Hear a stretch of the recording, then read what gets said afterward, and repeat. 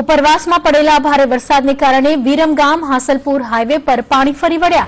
તેને કારણે ટ્રાફિક જામના દ્રશ્યો સર્જાયા છે. મહત્વનું છે કે વિરમગામ શહેરમાં છેલ્લા 4 દિવસથી વરસાદ પડી રહ્યો છે. તેને લીધે નીચાણવાળા વિસ્તારો પાણીમાં ગરકાવ થઈ ગયા છે. ઉપરવાસમાં ભારે વરસાદને લીધે વિરમગામના હાસલપુર હાઈવે આસોપાલવ ચોકડી પાસે મુખ્ય રસ્તા પર પાણી ફરી વળ્યા છે. તેથી વાહન ચાલકોને ભારે મુશ્કેલીનો સામનો કરવો પડી રહ્યો છે અને ટ્રાફિક જામના દ્રશ્યો અહીં સર્જાયા છે. હાસલપુર પાસે આવેલા નીચાણવાળા વિસ્તારના 40 થી પણ વધુ ઝૂંપડપટ્ટીમાં ઘરોમાં પાણી ઘૂસી ગયા છે. તેને કારણે સ્થાનિકોને અનેક મુશ્કેલીનો સામનો કરવો પડે છે.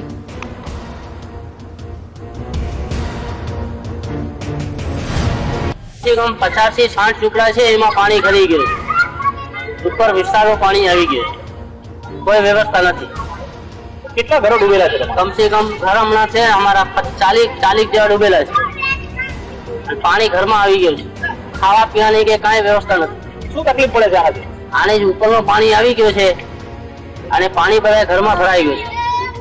ખાવા પીવાનો લુગડા હતા એ બધા પલળી ગયા છે. અત્યારે રોડ માથે ઉભા છે બધા.